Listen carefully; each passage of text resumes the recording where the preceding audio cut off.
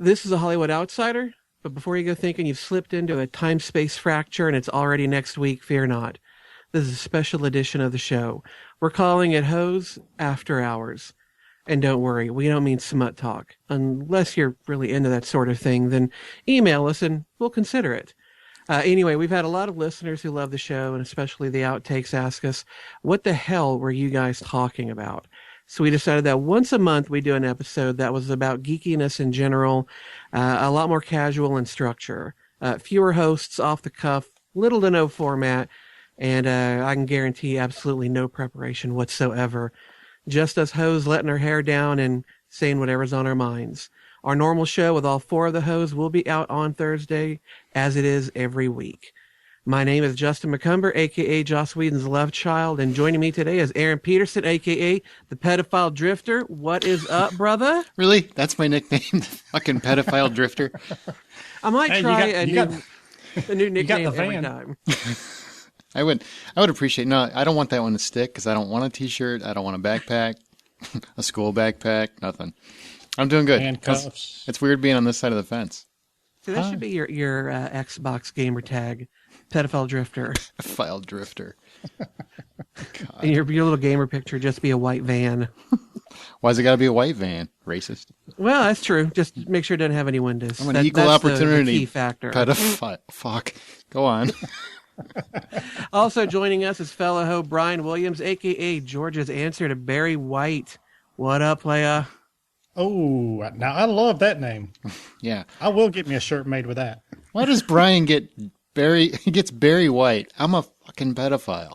Because he's a fellow Southerner and you're Yankee. How is it fellow Southern? He's from Georgia. You're from Texas. I'm trying to understand how it's a fellow anything. The Texas is the South or the West, depending on where you're at. Well, fuck. I'm south of Wisconsin. If I'm in Chicago. I-10 runs through Georgia. Well, actually, no, real close to Georgia and Texas. I don't need geography class, enough. Brian. You got I-20 up there. That's I-20. We share I-20, though, yeah. That's right. We do share an interstate. You guys are just like making shit up. Whatever makes pedophile drifters stick, Brian. Go with that. Just go with that. Okay, so this is going to be our first episode of After Hours. So we're going to try and take it easy. And just keep it, kind of casual and conversational. We probably all have some things we'd like to talk about, but we're not going to stick to Aaron's usual Nazi-ish format that we all must adhere to lockstep. But since I'm hosting, I get to go first. And I thought that considering that this week is the opening of Iron Man 3, in fact, Aaron and I will be leaving here shortly to go see it. Sadly, not together. Running. For the theater. Running to go see it. Mm-hmm. What is our history with comic books? And by our, I mean the three of us, not our culture in general. Let's talk America. Let's talk when America first started with the Indians. Right. How long have you guys read comics? Were you huge fans, casual? Do you have any favorites? Just kind of that sort of thing. Oh, Brian, you should go first because I know you're a bigger nerd than you seem. Yeah. He's a quiet nerd. He is. That's right. Closet nerd. Not so much in the closet, but maybe more like a pantry or a garage or something. Right. Basement. Butcher pantry. Yeah. Honestly, as long as I can remember my grandmother and myself walking to the little corner store, pushing my little brother in his stroller, and I would buy comic books. So as long as, and up until well into my adult working ages. Last week? Maybe a couple of years ago. I really haven't bought many in a long time. Really, the only stuff I've bought lately in the last probably decade or so are more of the graphic novels or compilations of maybe a story with the right. Yeah, just where this looked interesting and I don't want to worry about finding all the issues, so I'll just buy this one book. So, but yeah, I mean, as long as I can remember, I've always loved comic books. A lot of my favorites were of course, the populars, the Avengers, the X-Men, Wolverine, Punisher, even Batman probably ranks up there quite a bit. But even a few, I guess, lesser known ones like Gru, Cerberus, the caveman. Yeah, grew Cerberus Usagi. I think it was Usagi Yojimbo, Hmm. which was like a Japanese one. Also, Lone Wolf and Cub was one that was basically about a samurai carrying around a baby. These are real comic books? I don't Mhm. even Yeah. know. I don't know these. Wow. Look at you. Yeah. You are a bigger nerd. No wonder you hide it so well.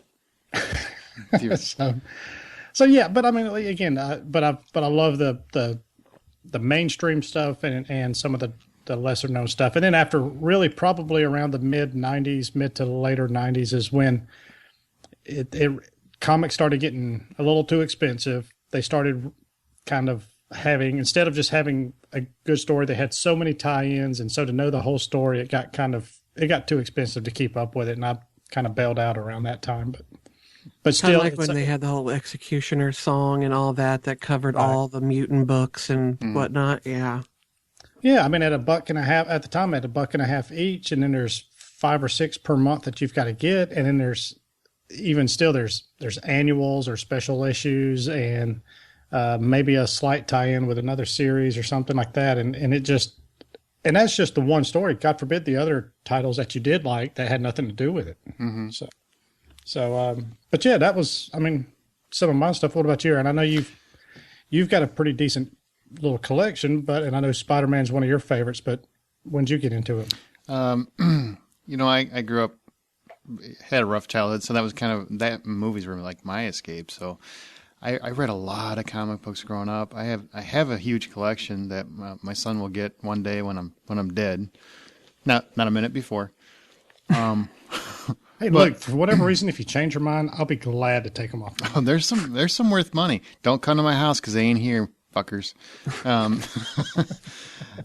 Spider-Man was definitely the big one. I think that was probably, honestly, you know what, the first comic book that I really got into was Indiana Jones. Sounds stupid, but obviously I saw Raiders of the Lost Ark. That was back at a time where you couldn't watch it over and over because you went and saw it at the theater. You didn't have any other way to watch it after that. So you're like, man, I wish I could relive that world. And they came out with a comic book series, or like a short-term one of those deals, and a limited, whatever. So I got that, and then I realized, wow, there's all these other comic books. So I started reading Spider-Man. I was huge into Spider-Man. I read every issue, every 47 different versions of that stupid comic book. They kept coming out with new ones. I mean, it's Ultimate and Amazing and whatever, the Fantastic and Super and Special Spider-Man, all these different kinds of Spider-Mans. Read all of them. Daredevil was another big one. I don't know why. Apparently I like blind people, so I care about the handicapped. Superman, I never really got into. I know that's one of your favorites, Justin, but every time I would read his comic, I couldn't relate to him, was probably the biggest part. To me, Peter Parker was a part of, I was very isolated, didn't have a father. There's a lot of certain things that I related to, so that's probably why I picked on it. So it was like, oh, now he can escape from all this and he saves the world. And, that's the fantasy when you're that age. When you're older, you just want cable. That's it. So, big into that. Got into Batman later on in my darker teen years. Back when you got emo. Yeah, basically. Walking around in your trench coat. When I got a little darker. Then my son is huge into comic books. Daughter, not so much. She doesn't care. But my son, he's dying for me to die so he can get that collection. And I actually have the first edition, first print, whatever, of The Death of Superman signed. Mm-hmm. I can't even remember who the writer was of that one, but have it signed, sealed, put away for him. So someday he can have it. I just always loved comic books. It was just the fantasy world, just like movies for me, just getting away from it all. I don't want to go and escape into more depression. So that's why, I don't want to see tons of depressing movies like Precious and stuff like that. And I don't want to read horribly depressing comics. I wanted something where there's a light at the end of that tunnel.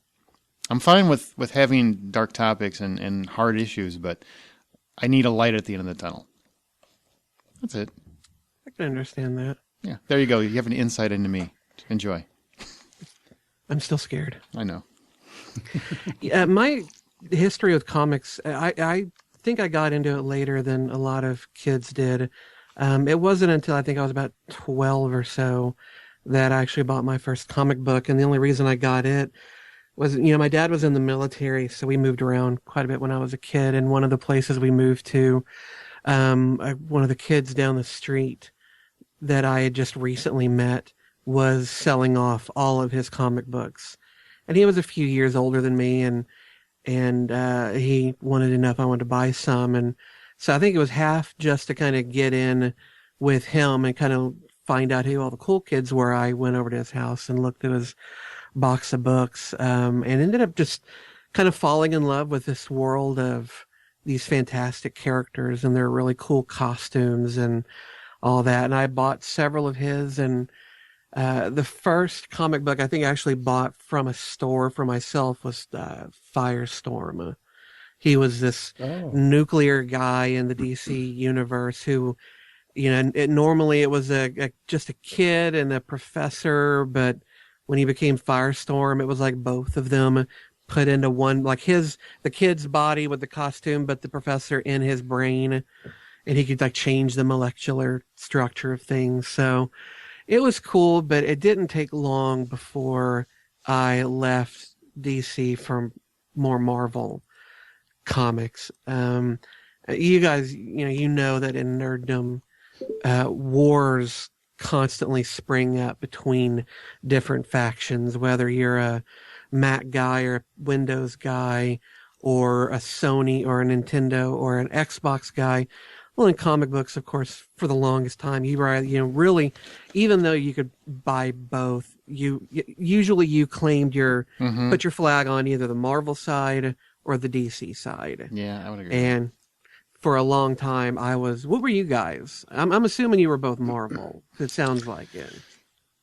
Yeah, I was primarily Marvel, but I've got a large collection of DC stuff too. So yeah, Marvel seemed to be darker than DC, especially seemed to kind of twist that way late 70s, early 80s. And it was just, and while DC was just, there was this, I don't know, they just kind of had this sunshiny feel about it, and everything was happy in a way. All their heroes were ridiculous. They all had ridiculous powers. You know what I mean? And they were all fantastic. I liked them, but it seemed like Marvel had real people flawed people. Yeah, that inherited something, that they either, got bit by something or whatever the case is. Where DC, it seemed like they were all gods that, saved people all the time. Like whatever power they had made them gods. Gods or aliens or yeah. It just kind of made them, basically, it was like they had that ultimate trump card, so to speak, just because they were just so awesome. Mm-hmm. Except for Batman. Where Marvel guys, they tend to... Yeah. Obviously, he's probably the darkest of them all, but... So. I've long believed that Batman should be bought by Marvel, because that's where he belongs. The whole DC universe, I just never felt like Batman really belongs there. He seems like he's almost like a Marvel character that got lost. It's probably why he's all pissed off all the time. He knows he's on the wrong team. Mm-hmm. But when I was a kid, I liked Marvel a lot. And a lot of that had to do with the X-Men, which is probably a great number of comic book fans' gateway title. And especially Wolverine. I mean, you really don't get much darker of a character than that guy. But I really enjoyed comic books and bought them in huge numbers right up until about around 92 is when I started getting a little burned out on it, because around then Image started up. And Image Comics was a company that was started up by a lot of Marvel artists who wanted to create their own characters that they would own. They wanted to have their own universe that they could make up from scratch. They didn't, want to keep working on titles for characters that they didn't own, that they didn't control, and they really had no stake in. And so people like Jim Lee, who had been doing, and still is my favorite X-Men artist of all time, but Jim Lee Todd McFarlane, who was doing Spider-Man, Rob Liefeld, who was doing the X Factor comics. A bunch of them left and formed Image Comics. And so when Image got started up, it was such a beautiful new universe of characters and seemed sexier, more energetic. And so I kind of left Marvel a little bit to head over to their comics. But the thing that started killing me is that suddenly when comic books would come out, they would come out with variant covers, or they would come out with special chromium hologram stickers on them. And so they started getting more expensive, and you couldn't just buy one cover or comic. You had to buy, if you wanted to be a serious collector, you had to buy 5 different covers. Right, you had to buy them all. And right around that time is also when people really started realizing just how much older comics were worth. And so they thought, well, shit, I better start buying, all these #1 issues of Wildcats or Spawn, or when the X-Men kind of relaunched. Let me buy 5 or 10 copies of this #1 issue, then I can retire on that. Well, of course, now, everybody and their dog has these #1 stacked up to the ceiling, so they're not worth nearly anything. But at the time, I spent gobs and gobs of money on it, and right around probably 93 or 4, I just kind of stopped. I couldn't keep up anymore. It was getting too expensive. There were far more books I wanted to read than I could afford to read. Yeah, because one of the frustrating things with that was that you would buy 5 covers, and then you check some comic Overstreet price guide or something like that, and you found out there was a 6th one where all of your issues that you've got, they're all worth, cover price, maybe 25 cents more. Mm-hmm. And then you got this one that you had no idea that was out there. Now that one's worth probably 5 times what the cover is. Well, they came out with how did I get that? They came out with comic book trading cards around that same time, 91, 92. And so if you wanted to have all of them, then you had to buy a box, which meant that for every one you got that you needed, you had 5 or 10 that was just a replica that you didn't need. And it was just so expensive. But I'm a collector just by nature. And I think that's a trait that a lot of my fellow geeks that we all kind of share, is that need to collect and accumulate. So I spent a lot of money, finally got tired of it and stopped it. And I kept an ear to the ground just so I could make sure I knew kind of what was going on, but from a good distance, and really didn't get back into it until maybe about 5 or 6 years ago. And I think that was because Joss Whedon said he was going to start doing season 8 of Buffy. You really are his love child, aren't you? Yeah. But when he said he was going to do a season 8 of Buffy as a comic book, I thought, that's great. So I went into a comic book store for the first time in ages and started looking around, and I was like, oh my God, there's a lot of cool things. But kind of what Brian did, I quickly found out that the issues I bought would later come out in a bound collection of trades. And so I'm like, well, why am I spending $3 an issue when I can just spend, $15 and get the trade? Then they're all collected. I can read them easy, and I'm not worried about, am I bending a page, or, is the spine getting crinkled or something like that. So I stopped buying individual issues, and now if I buy them, they're in trades. But nearly everything I buy now is DC, but not even really DC, but so much their imprint Vertigo, because they do a lot of creative stuff. Yeah, the Fables comics, Why the Last Man comic, Preacher, all of those are on their Vertigo line, which is their darker, sometimes a little twisted line of comic books. But yeah. Have you noticed that now that comic book movies and whatnot, comic book films, shows, everything has become popular, that now you've got a bunch of people swearing that they know everything about comic books and they don't know shit? Like when you talk to a lot of, especially, I don't want to say younger because that makes me feel old, but when you're talking to these kids, they've never actually, they didn't grow up, they didn't read all these comic books. They've seen a couple issues and they think they're authoritative on the Superman, whatever the case is, Batman, whatever. It seems like everybody wants to be an aficionado now. Like, oh, I know more about comic books than you know. I know more about this character than you know. Whatever they're doing is stupid. It seems to be all I ever hear from those guys anymore on the internets. Or they read a wiki and they think that suddenly makes them an authority on it. Yeah, I know everything there is to know about Batman. Whatever. If you don't know Schumacher, you don't know Batman, son. Yeah, exactly. You start talking about something, maybe a run of, maybe a story or a thread or something from, freaking 20 years ago or something like that. And they just graduated college and they're like, oh yeah. I'm like, wait a minute. There's no freaking way. Yeah, get off my lawn. Unless your dad, I said, does your dad have it? Did he give it to you? No, I just have it. Yeah, I don't think so. I think you're full of shit. At the height of my collection, I had 9 long boxes, almost all of them filled to the brim with comic books, and I carried those from move to move, house to house, and finally I sold them all at a yard sale. I was just sick to death of carrying around a bunch of books I never read anymore, and I ended up selling off nearly all of them in a yard sale, and of course, I have regretted it ever since. I don't regret not keeping them. I mean, I don't regret not having most of them. And I certainly don't regret not having to carry them all around. But there are some titles that I definitely wish maybe I'd kept that run. The last count that I did, and this has been a long time ago, I don't remember the exact. I know it's over 3,000. 3,000? 3,000, yeah. That's a lot of books. That's a lot. That's a lot of, yeah. That's a lot of damsels in distresses. Distress I don't.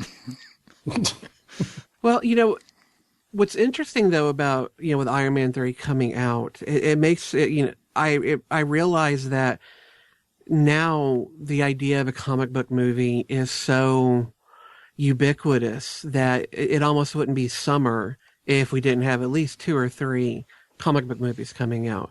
But not that long ago, comic book movies were pretty much a joke.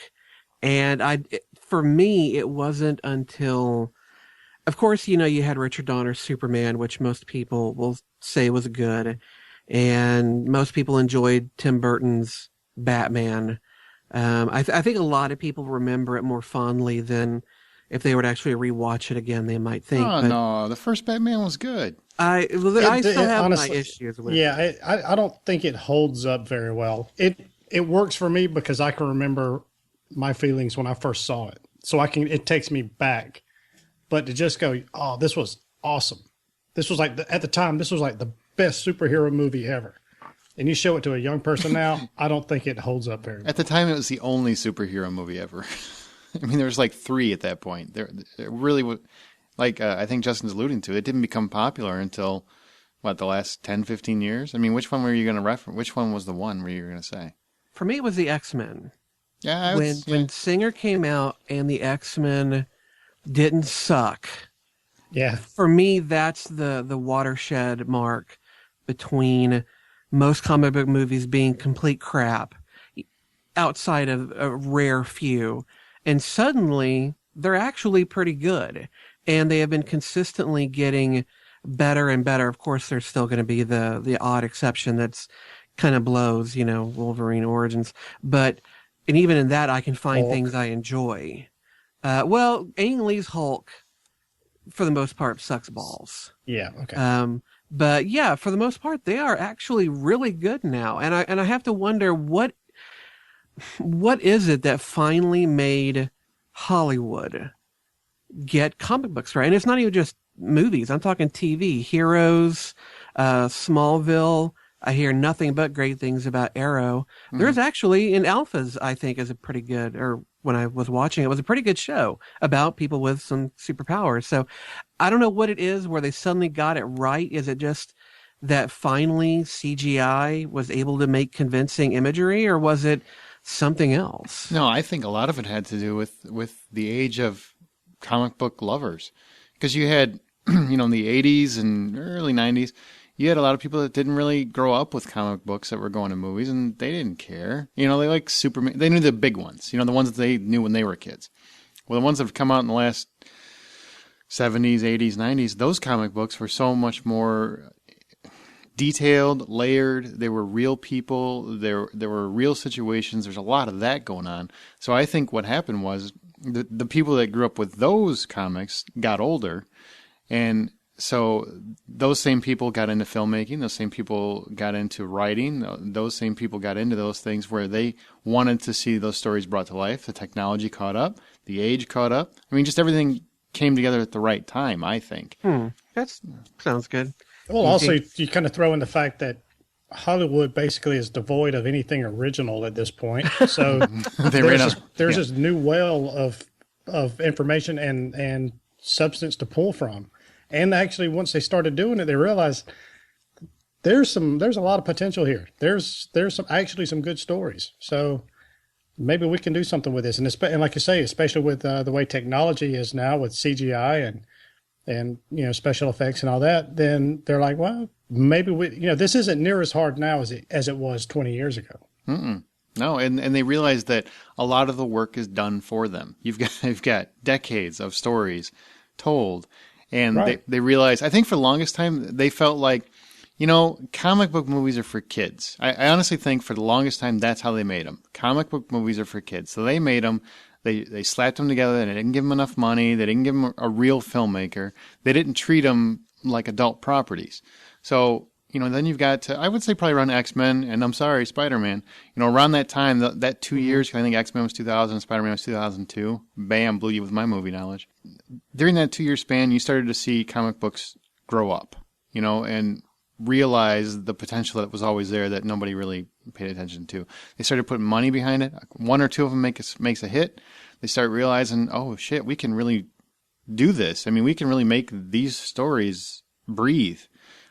We can get real actors. We can get real writers, real directors, as opposed to just throwing Dolph Lundgren into a Punisher t-shirt and saying, shoot him up. Punisher movie. I mean, they really changed how they went forward with it.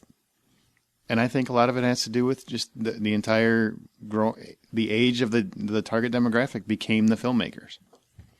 It's the age of the nerd. Yeah, nerds took over. As a tangential question to this, do you think that video games will reach that same watershed at some point where the exception will be the bad one as opposed to the good one?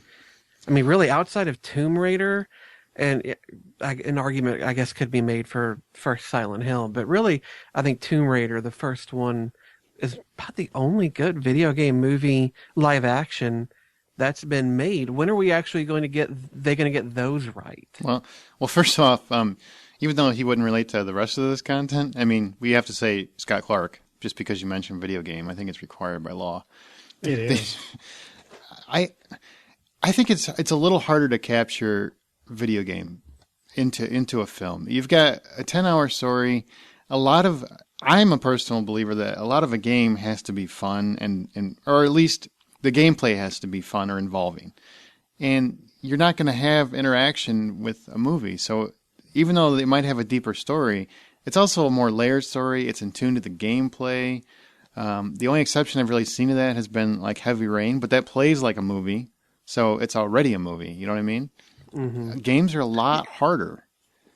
So why can't they just, let's say we get a group of writers together, half of them from, say, the Halo family, you put them with some actual Hollywood writers, and you put them in the same room and have them come up with something, because because that kind of seems to be maybe whoever, like the Hollywood people don't quite understand the maybe the material from the video game, and therefore they're not, or maybe the opposite problem where the video game people are like, screw this, we'll write our own script, and then they end up messing it up. So, I mean, why not just, I think they could honestly do something with Halo. I mean, Halo is, I guess this conversation was eventually going to get to that anyway. And let me state that I think I've only owned, 2 Halo games, like 3 and 4, maybe something like that. I don't even think I finished 4. But I think I can see the potential for a movie. And so I just don't know why that cannot be done. Well, and if you watch some of the cutscenes from some of these games, some of them are almost cinematic Hollywood movie quality pieces, whether it's the writing, the directing, or what have you. But nobody can tell me that a talented group of filmmakers couldn't make, of course, with the proper resources behind them, couldn't make an amazing Mass Effect movie or series of films. You can't tell me that Gears of War wouldn't make an incredibly interesting film, especially if you start it with like Emergence Day or something. I agree with that, yeah. Halo is, I have played Halo since the first one came out on the original Xbox back in 2001. I loved Halo 2, loved Halo 3. I played ODST, I've played Reach, I've got 4, which I haven't finished yet, but I'm working on it. That has an amazingly deep story to it, especially when you take in as well the books that they've written for it, and some of the comic books that have come out for Halo. These things are ripe for movie adaptations. I just have to wonder if it's not another age thing that, when we were kids and reading comic books, what were the video games that were out? Castlevania, Zelda, Pac-Man. Those things do not make for a film. I don't care how hard you want Mario Brothers to be a movie, as we have seen, it fucking don't. Bob Hoskins, obviously a great actor. Even he can't do anything with that. I disagree, sir. You give Bob Hoskins a chance. He could save that. He makes Super Mario Brothers 2, which I've been waiting for a very long time. It could magic. But the point is that it's only been, I would say, within the last 10 years, really, that you've gotten a goodly number of game franchises that are actually deep enough to support an adaptation, that actually have a story to them.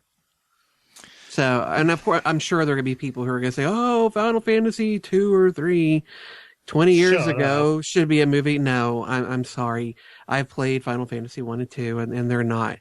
It's not until they got up to 7 and on with the PlayStation that they started getting even close, but I don't think it's really till the Xbox and its games. Well, and what they need to do is when you're taking a game, because people that don't play games don't realize a game can be anywhere from 7 to 50 hours, depending on what kind of game it is, or even more if you're a Warcraft guy. So you've got whatever the story is involved in whatever game you're talking, whether it be Uncharted, whether it be Halo, whether it be Gears of War, whatever the game is, there's hours of story. Some of the stories are stupid. Well, hang on, let me finish there, Chico. Okay. There's hours of story, no matter what the game is. There's hours of story. So when they adapt these movies, take the core. They need to start taking the core of what makes the game so popular, and develop something that lends itself to a film. Just like you would with a novel, some things just don't work. Some things work as a game. They're not going to work as a movie. I don't think Hollywood just like they did it originally with comic books. And I really think, Justin, what you're saying will happen eventually, because the same thing happened with comic book movies, where at some point the people that were the gamer became the filmmaker, and they can they have a love for the material to take it to a different level. They have to take the better parts of those games and realize what the full potential for a film is. Like Resident Evil, those movies have nothing to do with the game. Very, very little to do with the games. Okay, well, there's some characters that they throw out. And that, honestly, that seemed to me like one of the easiest ones to do, because it's a real simple storyline. I mean, yes, it plays out for 20 hours at a game, but it's a simple storyline. It's not complicated. And, it's been done in horror movies for decades, so it's something that could have been done, but they didn't approach it that way. They went for the easy name recognition, cheap thrills kind of thing. They need people that love these games and love the story of these games, and need to condense the best parts of it and actually make something worthwhile. That's what I would say. Right. Well, the whole thing with the 20 hours for a game, 12 hours for a game, 50 hours for a game, most of that time is you wandering through a map, going from point A to point B. Looking for so coins. That which is when you get down to it, there's 9 times out of 10 there's no real story there to be had. So your actual story is the cutscenes, maybe a little bit here and there, but these little segments that are inserted. But to kind of to your point, yeah, you take those cutscenes or whatever the emotional involvement is with the story, and you build on that. So you don't need to make a 10-hour movie or series of movies Right, to it equal wasn't that playing one that. game. So but you take that premise but you can't, but there is enough there, especially on some of these larger titles like Gears, and Halo and a few others, where you can say, okay, here's the plan. We're doing a trilogy because that's what Hollywood does with something that looks like it's going to be big. Yeah. We're going Let's make 3 of them now. Yeah. Well, and Halo came so close. It did. I mean, there were deals in place. Neil Blomkamp was going to direct. They'd had the scripts written. It was so close. And then I think Microsoft got a little too greedy or something, and the deal completely collapsed. But Halo came so close. That was really sad. And Gears of War 2 came pretty close, which is the one I want to see. Even though it's a big, dumb, stupid action game, I want to see that shit on a big screen. And that would be wonderful. I'll have to find the link for it, but I know someone took the Uncharted games and actually, for each game, strung all of the cutscenes together in a row. Mm-hmm. And so I believe the first game had about an hour and a half to 2 hours of cutscene video that was all strung together. And, you watch that stuff, and granted, there's a lot of things that happen in between each one. So the first one may take place here, then the next one may take place somewhere far removed and after a huge battle. So there's a little bit of stuff you're missing, but it still kind of proves the point that there is genuine story and fun that could be had in something like an Uncharted film, which is already... Well, look at Metal Gear Solid, was it 4? Where the very end of it is supposed to be like 90 minutes long? I mean, it's a movie. The ending is a movie. I think it's 90 minutes, some ridiculous length where it's like, you can look it up, Google it, because I'm sure somebody will want to email me, tell me how wrong I am, but I'm pretty sure it's 90 minutes of the final scene. It's like a movie.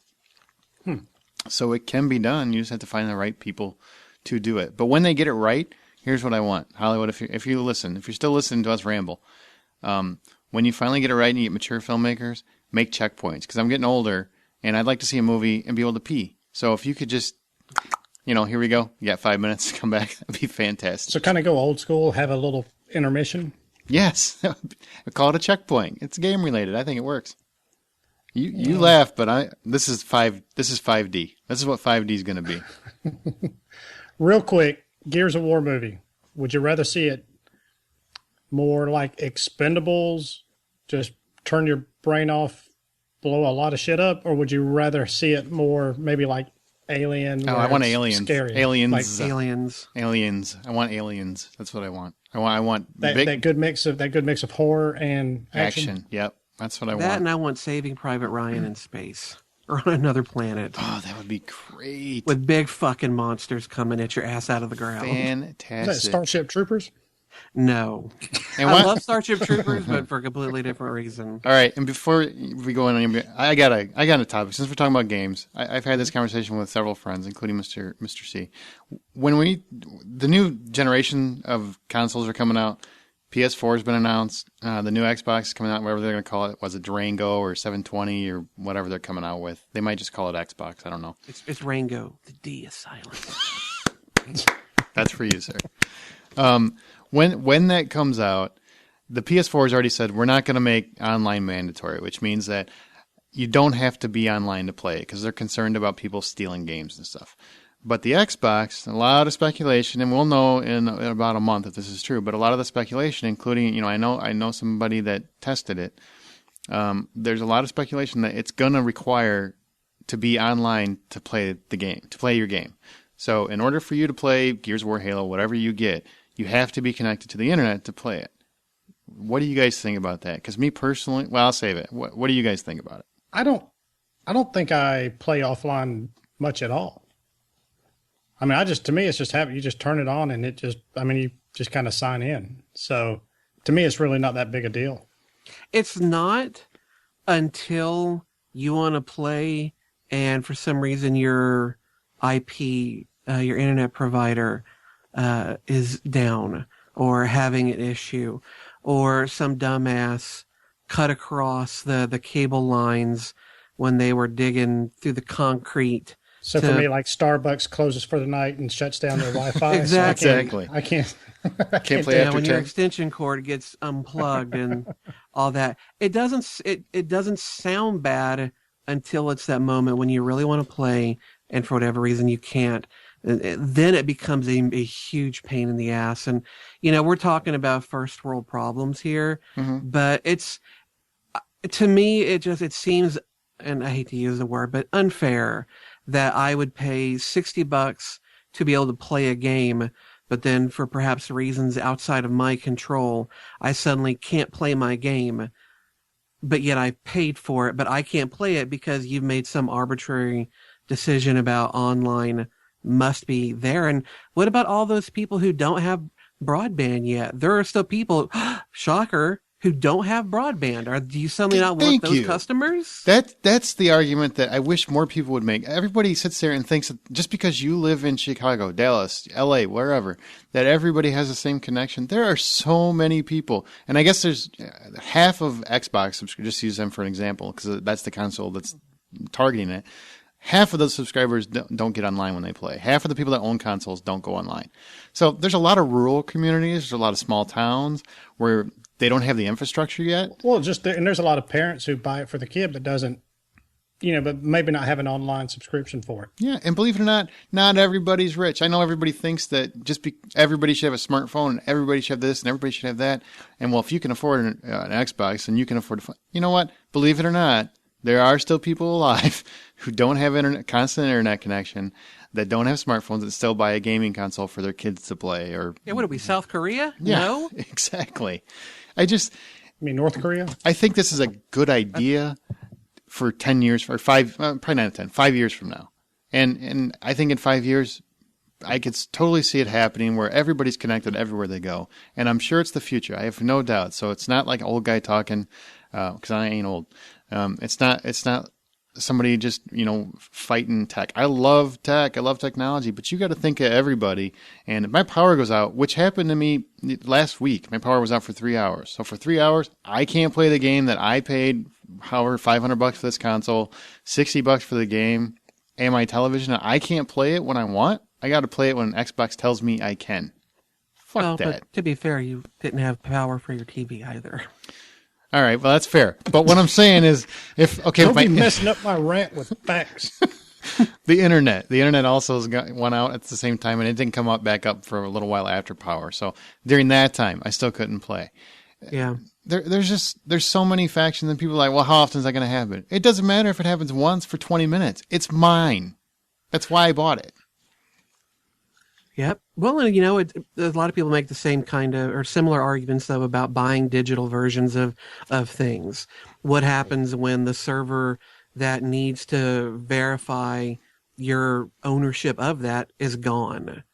I own a lot of songs that I bought from iTunes, and some of them were the kind that needed to be verified against my account. Well, if Apple just decides one day that they don't want to do stuff anymore, I could be screwed. And there are a lot of people who buy digital items thinking that means they own them forever. And really, you don't own those things at all. What you own is a license to watch or listen or view or whatever it is, that thing. You don't actually own an object. You just own a license to it. But that's a whole other discussion that we may get into at another time. But one of the things that I deal with a lot is that the summer's chock full of movies. Every other medium out there is just brimming with content. TV shows. We've got Breaking Bad is coming back out. There's constantly great games that are coming out. Hell, a brand new book came in today, Joe Hill's Nosferatu, that I want to read. Sometimes I feel overwhelmed by the sheer mass of things that I want to consume. Do you guys ever feel like you're overwhelmed by all the things that you want to do and see and play and read and listen to? And how do you deal with that? Have you had to set limits, or have you had to just start sacrificing some of those things? Because I have, and it's getting more and more difficult. I mean, I'll take it. I absolutely have. I really don't play Xbox near as much as I used to. Sure don't, fucker. And this guy can, can vouch for that. He's my Xbox buddy. We always I know, played we're like shoot 'em Xbox ups. hetero life mates and stuff.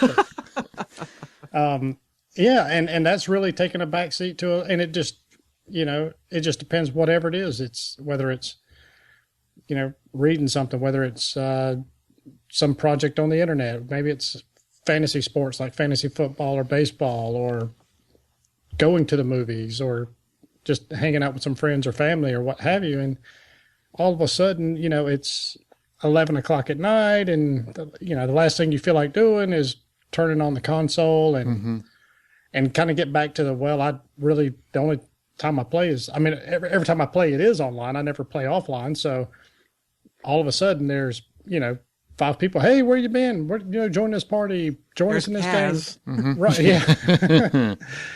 And you really all you want to do is just play 30 minutes or an hour, get through 1 or 2 levels of a campaign that you're working on, and then call it a night. And I just but then I go I just don't want to deal with all that, so I'll do this instead.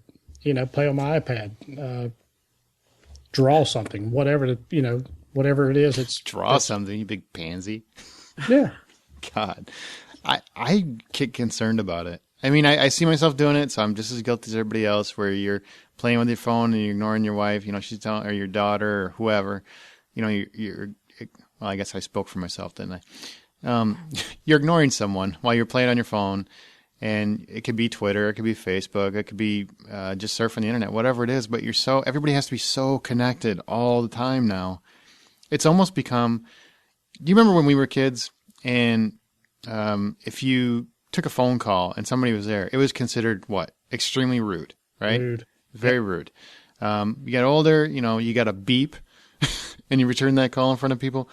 You're extremely rude. Now it's commonplace. People just totally ignore everything you have to say, and it's okay. At some point, it just became okay to ignore me, whenever we're having a conversation. Whoever it is, we're face to face, we're having a conversation.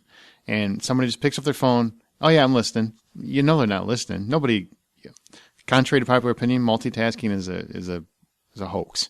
You can't physically do 2 things at once. You can kind of do 2 things, but you can't do 2 things.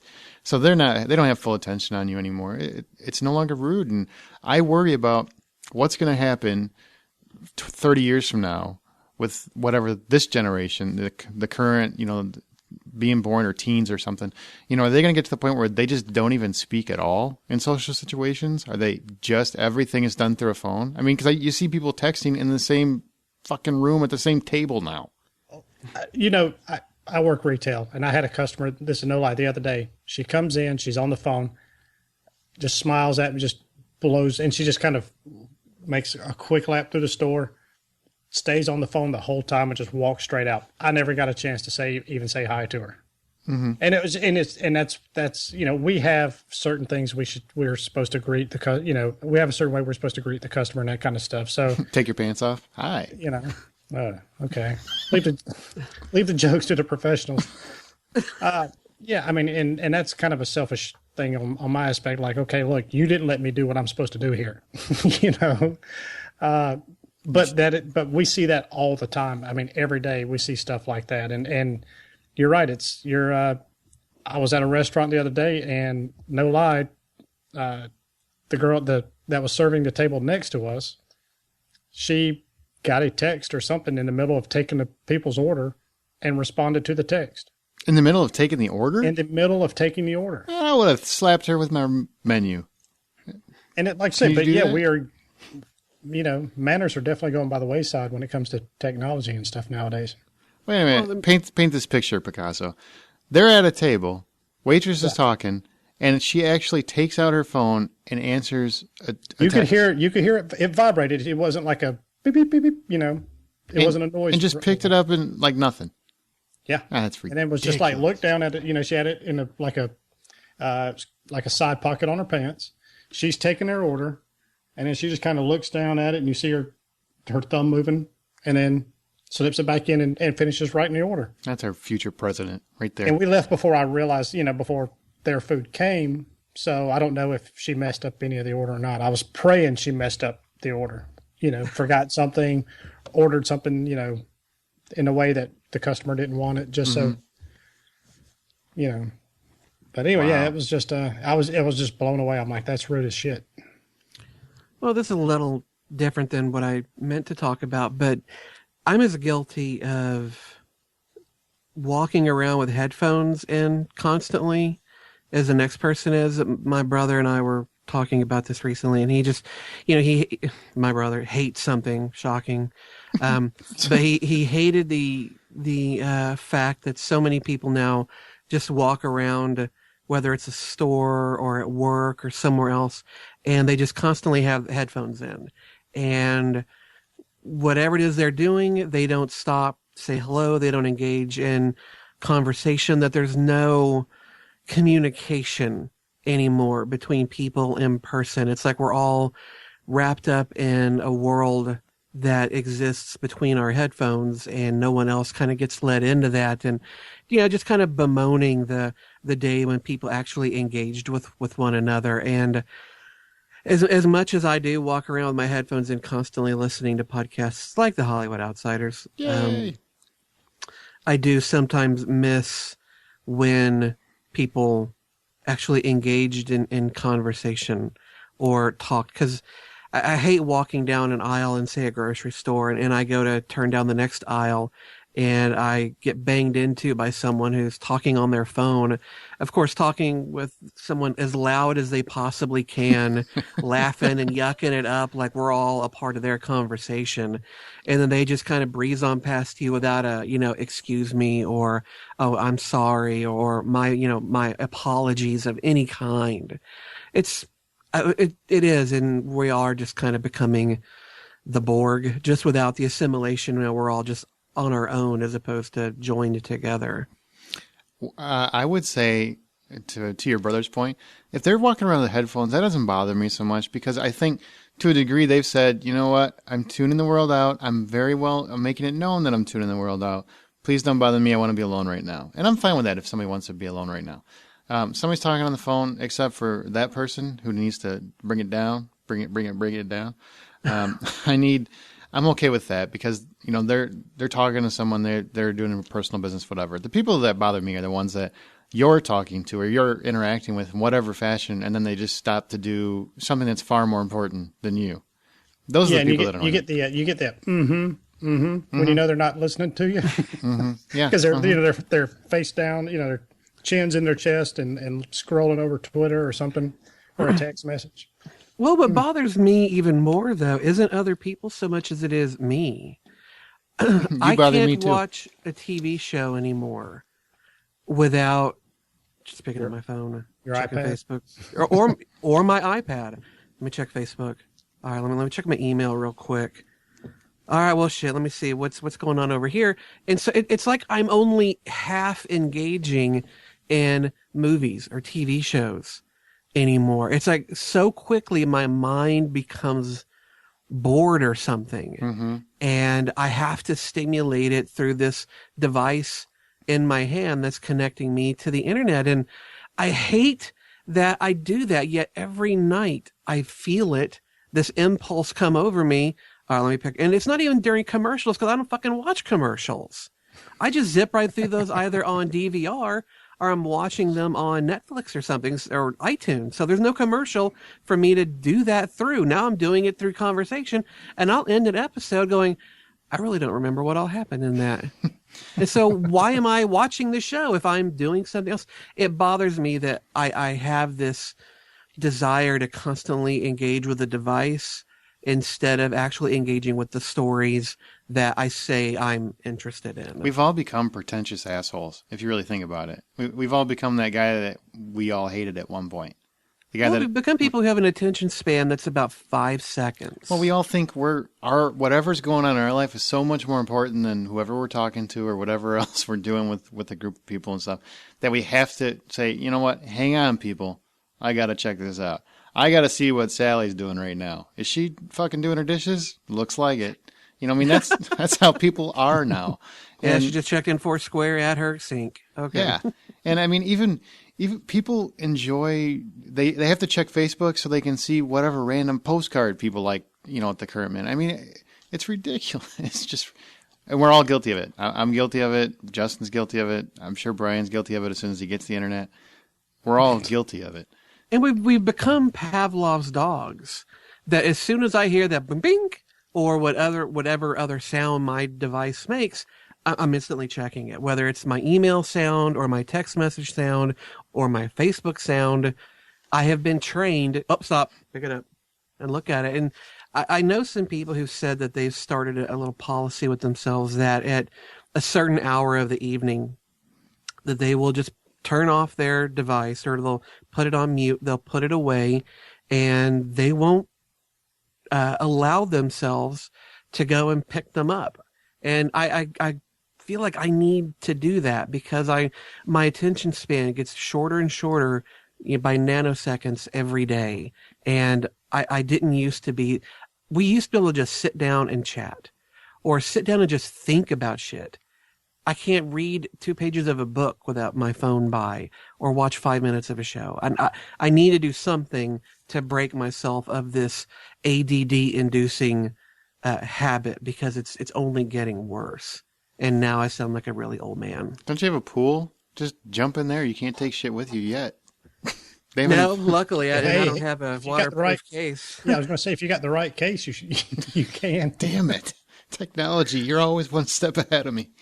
Funny enough, though, I do want to get a Kindle for my pool so that I can actually float and read. I think I would be able to read some more if I could just do it out on the pool. But my iPad, of course, has that whole glare issue with the sun. You can't read shit. You know, I think I could read better if I was on my pool and I was coasting along and I couldn't get my Kindle wet.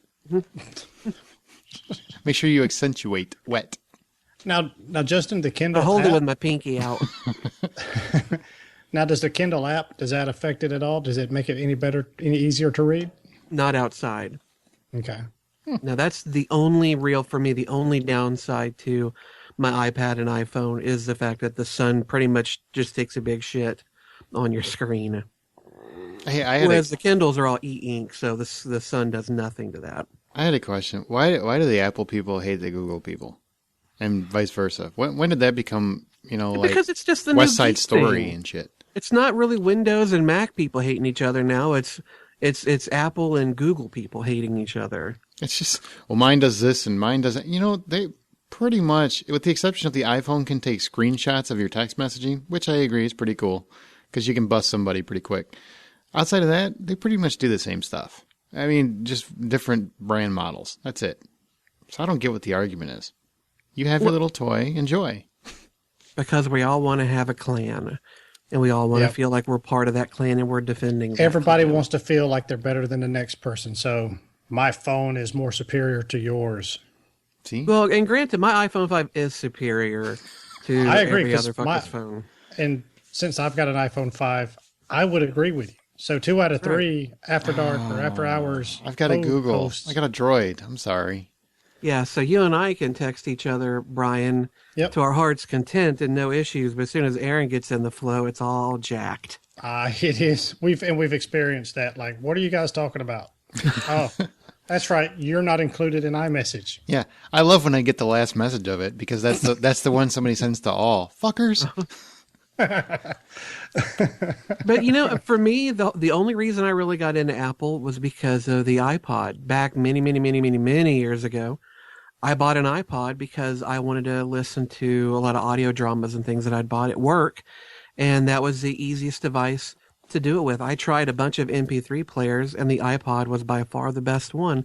Since then, you know, the iPhone came out, the first smartphone that actually seemed interesting. We got that. Quickly found that we could no longer live our lives without it.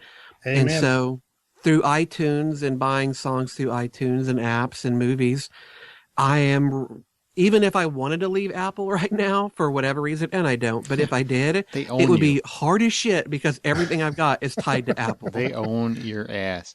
Jobs, even from heaven or hell, wherever he be, has don't my know. soul. I don't know how many versions of the Kindle and Kindle Fire that I've bought my wife. I mean, it's at least a half a dozen. I mean, she's pretty much had every one of that since the Kindle has come out.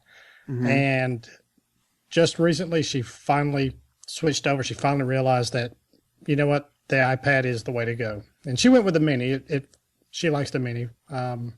So she finally went with that and sold her Kindles. So. But at least she can still read her Kindle books on the iPad because it has a Kindle app for it. Right. Yeah, the only reason I want an actual Kindle is because you can use it outside. That screen, yeah. Can I just tell you, I had this conversation with a couple friends.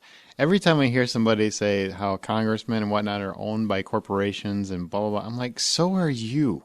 You can't, if you're an Apple person, everything you own connected to Apple. If you're Google, everything you own, contacts, pictures, all that shit connected to Google. Amazon, same thing. It's like three major companies that own our asses. Yeah, but I don't make decisions that affect 300 plus million people. So Apple isn't necessarily affecting, controlling what I'm doing. My love of Apple isn't screwing you over. Right.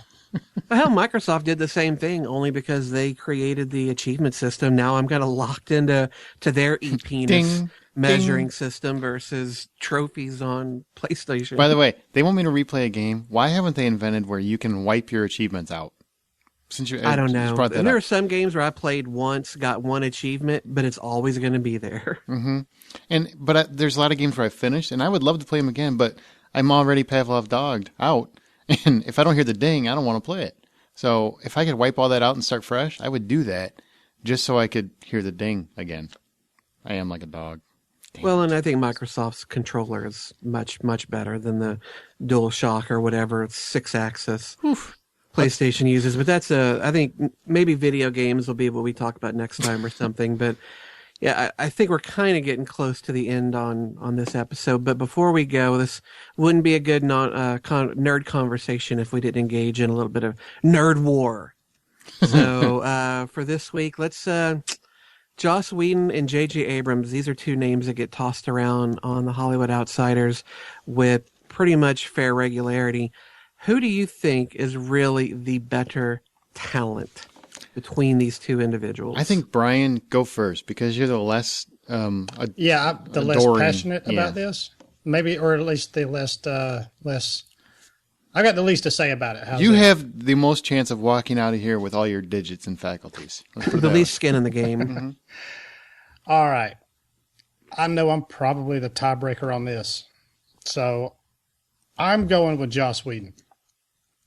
Why? And the main reason, he doesn't use lens flares nearly as much as J.J. Abrams. Oh, God, I'm so tired of this lens flare thing. I'm sorry, it's just very disturbing. Just very disturbing. He relies on it. And Michael Bay is pretty bad at it himself. I'll just, give it Well, that. I mean, this might be where he picked it up. But really, that's what you're going to base your talent argument on? You're a shitty nerd. So you need to nerd up. Look, first of all, I don't have the Joss Whedon library, nor J.J. Abrams library. Which means you suck as a person. That's not like you're saying that like it's a good thing. It's a shame, sir. Look, you wanted me to go first, dickhead. Why don't you have a point? A lens flare? That's what you get. That's what you bring to a war, man. Lens flares. I want to see action. I don't need a freaking screen full of 20 different lens flares flashing up, sending me into epileptic fucking fits. All right. That's a war. They have their place. I'm not going to lie. They have their place. They do make certain shots look neat. But I'm sorry, when you got two people just talking about what space turds they're eating for dinner, I don't need 40 flashes going off like the paparazzi. Oh, that's awesome. But if you want to talk actual work outside of lens flares, the masterful job that Joss Whedon has done on freaking the Avengers and Marvel and his effects on the Marvel Cinematic Universe, I got to go with that. J.J. Abrams is doing pretty good, but I just, Star Trek stuff was nice, but yeah, I just got to go with Whedon. I like his work better. All right, well.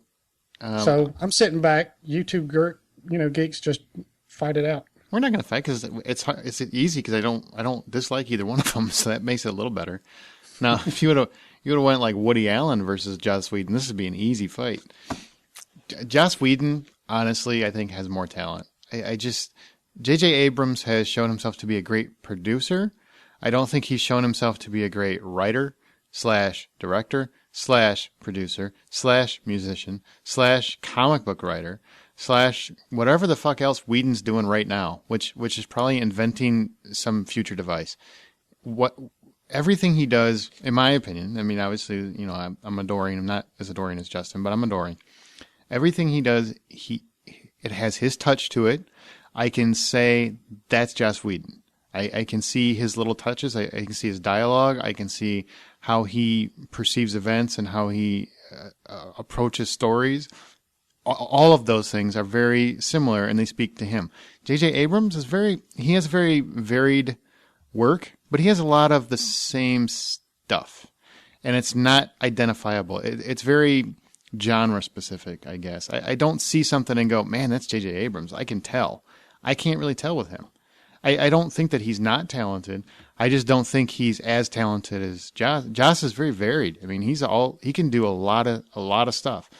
Abrams, I haven't seen the same things from him, but that's not taken away from him. I just haven't seen it. Is it my turn? Oh yeah, you can go. Sure. Oh, okay, I'm sorry. No, shit, it's a trifecta. I mean, I love J.J. Abrams, and I love what he has done both in television and in movies. I think he is an incredibly talented director. I personally, I don't get why people are so up in a snit over lens flares.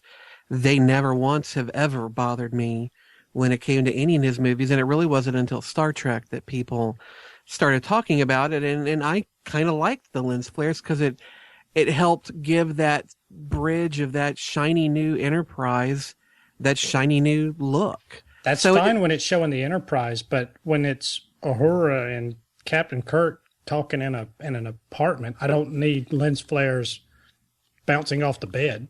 I personally, and I'm not aiming this at anyone in particular, but I think this is just an argument that for me has no weight.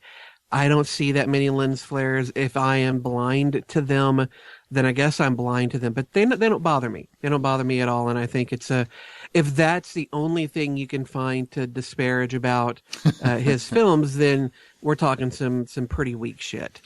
There's a lot worse directors with a lot worse habits out there. If he over lens flares for you, I'm sorry, but it doesn't bother me. But Whedon is an amazing talent, whether you're talking his writing, which has covered movies. A lot of people probably don't even know all the writing that he's done. Toy Story, he was one of the writers on. He was a script doctor for a good long while before he actually became a name, unto himself. But between his work on Buffy and Angel and Firefly and even certain bits of Dollhouse, the guy's an amazing writer. He's an amazing director. I don't think he's as good as Abrams is, but he is a more than competent director. I mean, The Avengers is a flat out awesome movie, and a lot of that's due to his direction. And, he's been able to hone that direction through doing things like Serenity and different episodes of television. So the guy's a talented director. He's also, from what I've heard, he's a pretty talented singer. He can write songs. The guy plays music. I mean, go watch Dr. Horrible's sing-along blog. He wrote, he co-wrote the music and lyrics for all of that. He is just an amazingly talented individual who produces things that I adore. And so for me, he is really the better overall talent. But I don't think he will ever probably get the same sort of, even though Avengers earned $1.5 billion. 1.5 million. Sure He doesn't get the word, sequel with that one. I don't think he'll ever quite have the cachet that Abrams does. And I think that's a shame because he should. Do you guys think with the, since we're talking about those two guys, the Star Trek reinvention, now, Justin, I know you're a big Star Trek fan. Brian, are you a fan at all?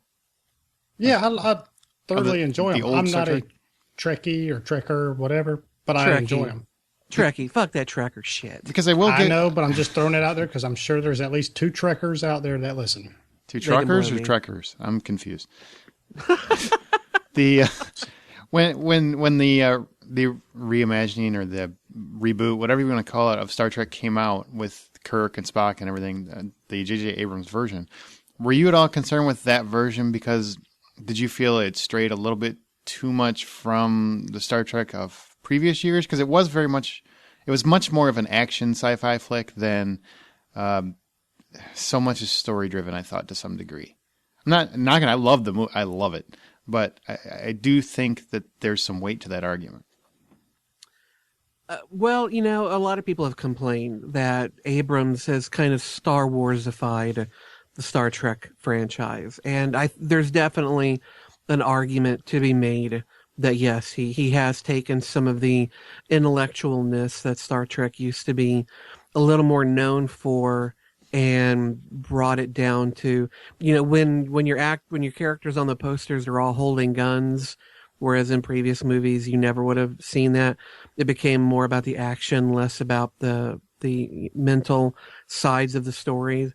It does concern me a little bit, but I think that I think we don't live in the age of the original Star Trek anymore, and I don't think that kind of movie is going to play as well as these new ones do that are a little more action oriented. I'm not concerned. I'm kind of glad they rebooted things because Star Trek had become so top heavy with all of its canon and TV shows. I mean, how many different series were there? The original, The Next Generation, Mm-hmm. then they did DS9, then they did Voyager, and then they did Enterprise. So you got 5, and this isn't including the cartoon, but 5 live action shows, and then 11 films. That is a fuck ton of canon, which is complicated already. To keep trying to build on that is like playing on a Jenga that's been eaten by termites. Reboot it, start fresh. I think it was a smart move. I do miss some of the brains, but it's so goddamn much fun that I'm okay with it. Playing on a Jenga that's been eaten by termites. You, sir, are a master. Yeah, I'm a writer. That's what I do. That's an analogy I can assure you nobody else has ever heard that. Touche. But I am a Trekkie. I've been a Trekkie since the Next Generation started. It was my teenage years, the first Star Trek for me to watch as it aired, and I have been a pretty massive fan ever since. But we'll have to do another show on different sci-fi shows, Babylon 5, Star Trek. We'll just call that Justin's episode. Well, maybe.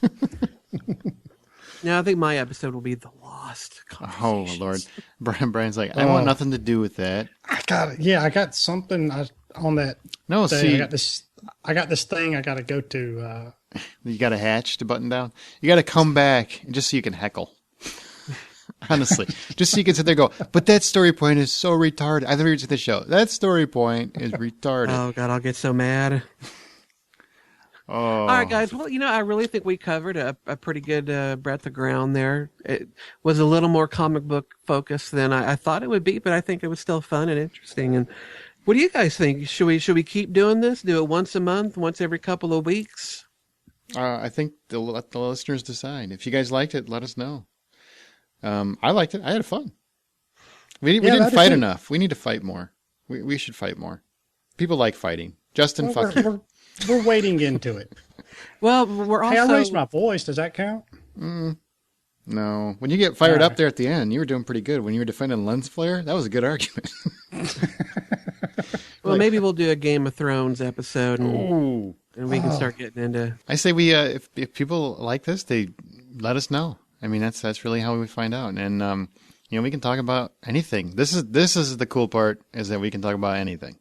It doesn't have to be, it's just geek culture. We don't want to devolve into, let's talk about my favorite car. Because who gives a shit? Hey, I like cars. I know. That's why we cut it off, Brian. What about a 71 Trans Am Firebird? 78 Trans Am, black. 65 Mustang. But I got to have the mustache and the cowboy hat. Oh, yeah. Got to have the hat. And Sally Field sitting in the bucket seat next to me. Because she was cute. back in the Smoking the Bandit. Oh, she was cute. She was. Little spinner. All right, guys. Well, please let us know what you think of this type of show. Do you want to hear more of it? Do you want to hear decidedly less of it? Let us know what you think. You can come over to www.thehollywoodoutsiders.com. You can go to facebook.com/thehollywoodoutsiders. Twitter us up at @H_outsider. Our email is feedback@thehollywoodoutsiders.com. Or you can call and leave us a message or text at 818-81 I'm a ho. That's IMAHO. Tell your friends, subscribe on iTunes, Zune, listen in on your Stitcher Radio app. Give us a thumbs up if you do, or just your plain old RSS feed.